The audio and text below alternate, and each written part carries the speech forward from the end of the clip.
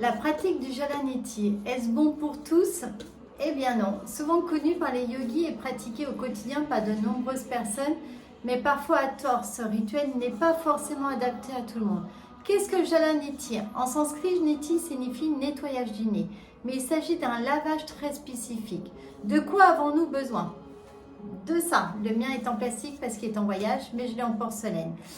Alors, qu'est-ce qu'il faut mettre dedans? Du sel de roche ou du sel de rose de l'Himalaya, de l'eau tiède à température du corps, un peu d'huile de sésame éventuellement, mais principalement de l'eau tiède et du sel.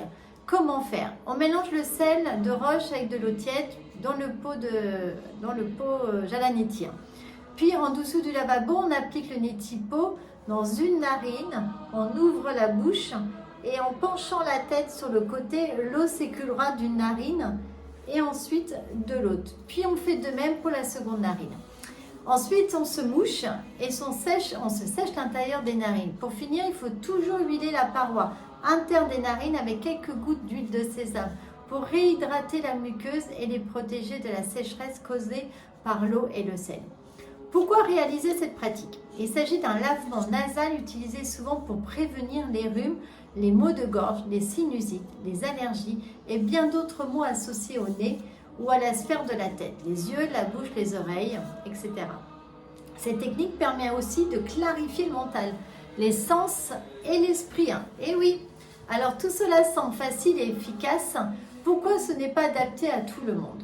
Comme je vous l'ai dit, je dis souvent, il n'y a rien qui est bon et rien qui est mauvais pour tout le monde, ni tout le temps. C'est ça la beauté ayurvédique et la santé ayurvédique, de s'adapter à chaque personne, à chaque saison, à chaque durée d'une pratique et à chaque changement interne et externe qui peut survenir.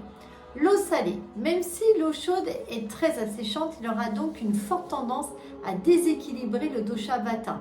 C'est d'ailleurs pour cela que nous devons toujours huiler les narines avec l'huile de sésame après le lavage de nez.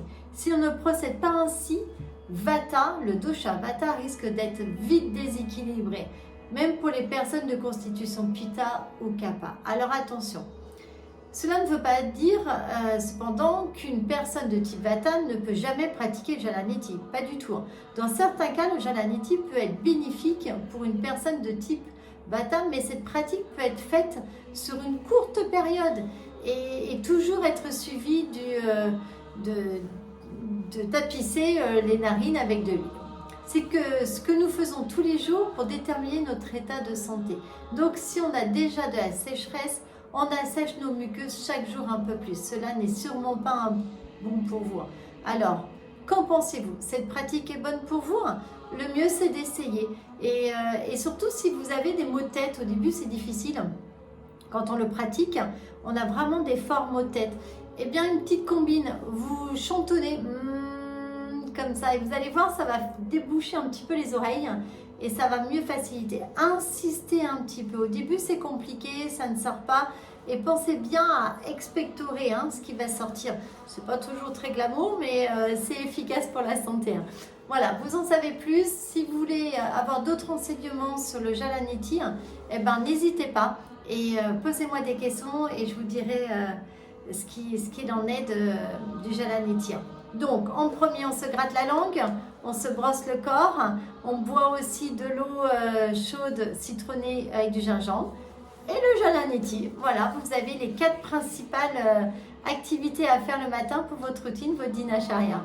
Alors, n'hésitez pas et posez-moi des questions et soyez acteurs de votre santé. À très vite.